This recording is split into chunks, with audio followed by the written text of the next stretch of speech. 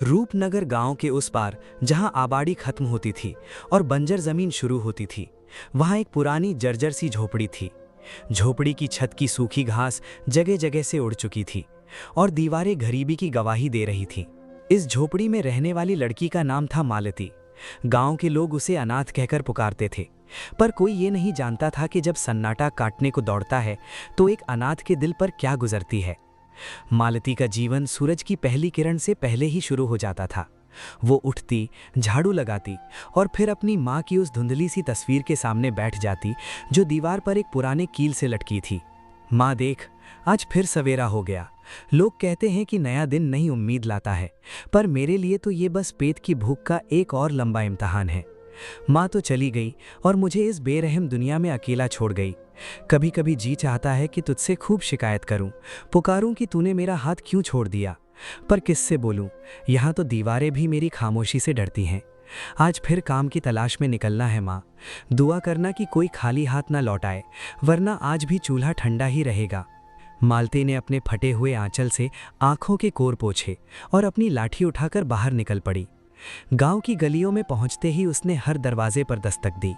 बाकी घर में कोई काम धंधा हो तो बता दो, बर्तन मांज दूंगी, आंगन बुहार दूंगी या खेतों में हाथ बटा दूंगी। बस बदले में थोड़ा सा अनाज दे देना काकी। 2 दिन से पेट में अन्न का दाना नहीं गया है। अरे हट यहाँ से, रोज सुबह सुबह मुंह उठाए चली आती है। अभी तो खुद के ठिकाने नहीं है, तुझे कहाँ से काम दूँ? जा आगे बढ़, किसी और का दरवाज़ा खटखटा। मालती का सिर झुक गया। वो हर घर गई, किसी ने तरस खाकर उसे बासी रोटी का टुकड़ा दिया तो किसी ने उसे कुलछनी कहकर भगा दिया। दोपहर की चिलचिलाती धूप में मालती थक कर एक पीपल के पेड़ के नीचे बैठ गई। हे भगवान, क्या मेरी किस्मत में सिर्फ दर दर की ठोकरें ही लिखी हैं? मैं मांगती नहीं हूँ, मैं मेहनत करना चाहती हूँ, पर इस गांव में मेरे लिए कोई जगह क्यों नहीं है? क्या अनाथ होना इतना बड़ा पाप है कि लोग मुझे परछाई तक नहीं छूने देते? शाम ढलने लगी थी। मालती खाली हाथ अपनी झोपड़ी की ओर लौट रही थी। तभी अचानक मौसम ने करवट बदली। आसमान में काले बादल उमड़ आए और भयंकर तूफान शुरू। धूल भरी आंधी ऐसी चली कि कुछ सूझ नहीं रहा था। मालती डरकर भागने लगी, पर तभी उसे जंगल की झाड़ियों के पीछे से एक दर्द भरी कराहा सुनाई दी। ये कैसी आवाज़ है? इस निर्जन स्थान पर कौन करा रहा है? यह आवाज़ तो किसी के गहरे दर्द की गवाही दे रही है। मेरा दिल क्यों बैठा जा रहा है, जैसे कोई मुझे पुकार रहा हो। मालती ने हिम्मत जुटाई और झाड़ियों को हटाकर देखा। वहां एक गाय जमीन पर गिरी पड़ी थी। उसके अगले पैर से खून बह रहा था और उसकी सांसें उखड़ रही थी। गाय की आंखों में एक ऐसी ममता थी जैसी मालती ने कभी अपनी माँ की आंखों में देखी थी। अरे तुम तो बहुत घायल हो गौ माता, तुम्हें ये चोट कैसे लगी? देखो तुम्हारी आंखों में आंसू हैं। तुम डरो मत, मैं आ गई हूँ। मैं तुम्हें ऐसे तड़पता हुआ नहीं छोड़ सकती। भले ही मेरे पास खुद के लिए कुछ नहीं है, पर तुम्हारी सेवा करने से मुझे कोई नहीं रोक सकता। मालती ने पास से कुछ औषधीय पत्ते तोले, उन्हें पत्थर पर मसला और गाय के घाव पर लगा दिया। उसने अपने झोले से वो इकलौती सूखी रोटी निकाली जो उसे दोपहर में मिली थी। गौ माता, मेरे पास बस यही एक रोटी है। मैं आज भूखी रह जाऊंगी तो कोई बात नहीं, मुझे तो आदत है, पर तुम इसे खा लो, तुम्हें ताकत की ज़रूरत है। लो, मना मत करो। मालती ने रोटी के टुकड़े किए, पर गाय ने रोटी नहीं खाई। उसने अपना मुंह धीरे से मालती के सिर पर फेर दिया। उस स्पर्श में एक ऐसी गर्माहट थी कि मालती फूट फूट कर रोने लगी। माँ, आज सालों बाद मुझे ऐसा लगा जैसे किसी ने मेरा सिर सहलाया हो। तो इस जानवर के रूप में आई है ना माँ? देख, आज मैं अकेली नहीं हूँ। तू डरो मत गौ माता, अब तो मेरे घर चलेगी। हम दोनों एक दूसरे का सहारा बनेंगे। तूफान थम चुका था, पर मालती की जिंदगी में एक नया सवेरा होने वाला था। वो उस गाय को सहारा देकर धीरे धीरे अपनी झोपड़ी की ओर ले जाने लगी। रात का घना सन्नाटा था। बाहर सियार बोल रहे थे और सर्द हवा झोपड़ी की दरारों से भीतर घुस रही थी। मालती ने अपनी फटी हुई चटाई गाय के लिए बिछा दी थी। उसकी नज़रें बार बार उस सुनहरी गाय की ओर जा रही थी जो अब शांत होकर बैठी थी। अगली सुबह जब सूरज की किरणें झोपड़ी के छेद से भीतर आईं, तो मालती की आंखें एक अजीब सी आहट सी खुली। उसने देखा कि गाय बड़े गौर से उसकी ओर देख रही थी। अरे गौ माता, तुम तो पहले ही जाग गईं। रात कैसी कटी तुम्हारी? दर्द थोड़ा कम हुआ क्या? देखो, ये घर बहुत छोटा है और यहाँ राजाओं जैसे ठाट बाट तो नहीं है, पर यहाँ तुम्हें कोई तंग नहीं करेगा। अब से तुम इस झोपड़ी की मालकिन हो और मैं तुम्हारी सेवादार। मालती उठी और उसने गाय के लिए ताज़ा पानी भरा। उसने देखा कि गाय का घाव अब भरने लगा था, जैसे उस पर किसी कुदरती जादू का असर हुआ हो। लो माता, थोड़ा जल पी लो। अभी मेरे पास तुम्हें खिलाने के लिए हरा चारा तो नहीं है, पर मैं आज जंगल जाऊंगी और तुम्हारे लिए सबसे ताज़ा घास चुनकर जाऊंगी। तब तक तुम मेरा इंतज़ार करना। मालती ने अपनी अंतिम सूखी रोटी के 2 टुकड़े किए। एक उसने खुद के लिए रखा और दूसरा बड़े प्यार से गाय के मुंह के पास ले गई। ये लो माता, आज हम दोनों आधा आधा बांट कर खाएंगे। माँ कहती थी कि बांट कर खाने से बरकत होती है। आज मेरे पास ज़्यादा कुछ नहीं है, पर मेरा दिल बहुत खुश है, क्योंकि आज कोई मेरा इंतज़ार करने वाला इस घर में मौजूद है। गाय ने धीरे से रोटी का टुकड़ा लिया और मालती की हथेली को चाटा। मालती को ऐसा लगा जैसे उसे दुनिया की सबसे बड़ी दौलत मिल रही हो। मालती जब काम की तलाश में गांव की ओर निकली तो उसके चेहरे पर एक अलग ही रौनक थी। रास्ते में उसे पड़ोस की फुल्लो बुढ़िया मिली, जो गांव भर की पंचायत करने के लिए मशहूर थी। अरे ओ मालती, सुना है तू जंगल से किसी आवारा जानवर को उठा लाई है। खुद के खाने के ठिकाने नहीं है और चली है गौ सेवा करने। वो हड्डी का ढांचा मर गया तो उसकी लाश उठाने कौन आएगा? दादी, वो आवारा नहीं है, वो मेरी माँ का आशीर्वाद है। उसे चोट लगी थी, मैं उसे तड़पता कैसे छोड़ देती। और रही बात खाने की, तो जो ईश्वर मुझे देता है उसी में से थोड़ा उसे खिला दूंगी। पुण्य कमाना क्या बुरा है दादी? पुण्य तो रईस लोग कमाते हैं, हम गरीबों के पास तो सिर्फ पाप धोने का वक्त होता है। खैर, तेरी मती मारी गई है, जो करना है कर। मालती ने बुढ़िया की बातों पर ध्यान नहीं दिया। उसने दिन भर हाड़ तोड़ मेहनत की, किसी के खेत से खरपतवार निकाली तो किसी की लकड़ियां ढोई। बदले में उसे थोड़े से चने और कुछ रोटियां मिली। वो शाम को खुशी खुशी घर लौटी। शाम को जब मालती गाय के पास बैठी, उसका पैर सहला रही थी, तो उसने देखा कि गाय के थनों में दूध उतर आया है। मालती हैरान रह गई, क्योंकि गाय बहुत कमज़ोर थी। माता, तुम तो अभी बहुत बीमार हो, फिर भी तुमने मेरे लिए ये उपकार किया। नहीं माता, ये दूध मैं नहीं पीऊंगी।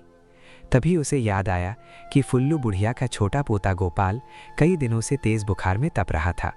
गांव के हकीम ने कहा था कि उसे अगर बकरी या गाय का ताज़ा दूध मिल जाए तो जान बच सकती है, पर उनके पास फूटी कौड़ी नहीं थी।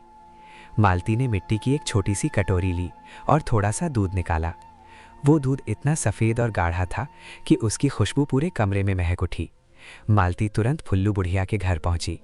दादी, ये लो, ये मेरी गौ माता का दूध है, गोपाल को पिला दो, वो ठीक हो जाएगा। दूध? तेरी उस मरियल गाय ने दूध दे दिया और तू खुद न पीकर मेरे पास आई है, क्यों मालती? दादी, मेरा पेट तो रोटियों से भर जाएगा, पर गोपाल की जान बचनी ज़रूरी है, पिला दो इसे, देखना मेरी गौ माता का जादू। फुल्लो ने कांपते हाथों से वो दूध गोपाल को पिलाया, और जैसे ही दूध बच्चे के गले से नीचे उतरा, उसके मुरझाए हुए चेहरे पर लाली आ गई। उसकी सांसें जो अब तक उखड़ रही थी, वो सामान्य हो गई और वो खिलखिला उठा। मालती, ये क्या करिश्मा है? हकीम की दवा काम नहीं कर रही थी और तेरे से एक कटोरी दूध ने बच्चे के शरीर में जान फूंक दी।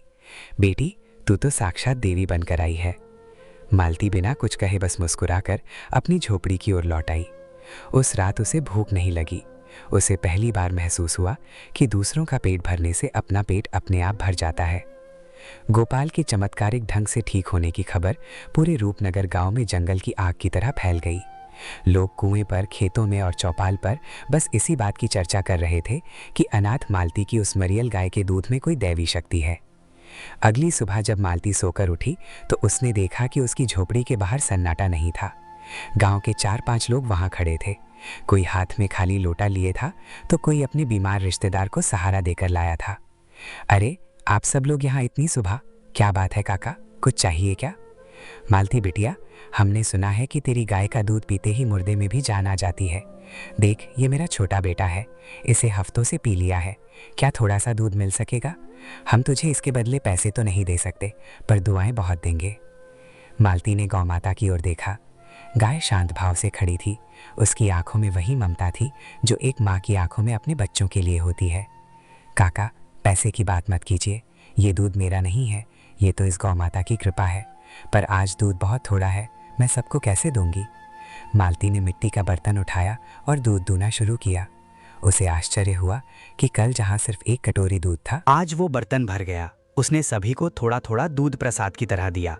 मालती ने देखा कि हरिहर काका, जो गांव के सबसे पुराने और स्वाभिमानी किसान थे, दूर एक पेड़ के नीचे खड़े कांप रहे थे। वो बहुत कमज़ोर हो गए थे और उनके पास खुद के लिए दवा खरीदने तक के पैसे नहीं थे। मालती उनके पास पहुंची। काका, आप वहाँ क्यों खड़े हैं? ये लीजिए, ये आखिरी कटोरी दूध आपके लिए है। इसे पीजिए, आपके शरीर की कमज़ोरी दूर हो जाएगी। बेटी, मैं ये मुफ्त में कैसे ले लूं? सारा गांव जानता है कि तेरे पास खुद के खाने के ठिकाने नहीं हैं। तू इस गाय की सेवा करती है, इसके लिए चारा कहाँ से लाती है? मैं बुढ़ापे में किसी का एहसान नहीं लेना चाहता। काका, एहसान कैसा? आप तो मेरे पिता के समान हैं। और रही चारे की बात, तो भगवान ने रास्ता दिखाया है तो वो पेट भी भरेगा। आप बस इसे पीजिए, मुझे खुशी होगी। हरिहर काका ने दूध पिया और जैसे ही वो दूध उनके भीतर गया, उनके शरीर की कंपाहट थम गई। उनके बुझे हुए चेहरे पर एक नई चमक आ गई। शाम को जब मालती जंगल से सूखी लकड़ियां और थोड़ा सा घास लेकर लौटी, तो उसने देखा कि उसकी झोपड़ी के बाहर हरिहर काका और कुछ अन्य ग्रामीण खड़े थे। उनके साथ एक बैलगाड़ी थी जिसमें ताज़ा हरा चारा और अनाज की बोरियां लदी थी। मालती बिटिया, आज तूने हमारी आंखें खोल दी। हम सब तुझे अपशकुन समझते थे, पर आज समझ आया कि तू तो पूरे गांव की रक्षक बन गई है। देख बेटी, ये गांव वाले अपनी मर्जी से तेरे लिए थोड़ा थोड़ा राशन लाए हैं। कोई आटा लाया है, कोई दाल, और ये हरा चारा इस गौ माता के लिए है। नहीं काका, ये सब क्या है? मैंने ये सब किसी लालच में नहीं किया था, मुझे ये सब नहीं चाहिए। अरे पागल लड़की, ये भीख नहीं है, ये तुम्हारा हक है। तूने हमारे बच्चों को जिंदगी दी है, क्या हम तेरी इस गाय का पेट नहीं भर सकते? आज से ये गाय सिर्फ तेरी नहीं, हम सब की है। हम सब बारी बारी से इसके लिए पानी भरेंगे और चारा लाएंगे। मालती की झोपड़ी, जो कभी खामोशी और भूख का घर थी, आज खुशियों और दुआओं से भर गई थी। मालती ने गौ माता के गले लगकर धीरे से कहा, माँ देख, तूने मुझे सच में अकेला नहीं रहने दिया। आज मेरा इतना बड़ा परिवार हो गया है। वहीं दूर खड़ी फुल्लू बुढ़िया ये सब देख रही थी, जो कल तक मालती को ताने मारती थी। आज उसने चुपचाप अपनी टोकरी से कुछ ताज़ी सब्जियां निकाली और मालती की चौखट पर रख दी। मालती, मुझे माफ़ कर देना बिटिया, मैं बूढ़ी हो गई थी, पर अकल नहीं आई थी। तेरी ममता ने आज इस पत्थर दिल को भी पिघला दिया। मालती ने दादी के हाथ थाम लिए। उसे समझ आ गया कि प्यार और सेवा में वो शक्ति है जो सबसे कड़वे इंसान को भी बदल सकती है। रूपनगर गांव की आबो हवा अब बदल चुकी थी।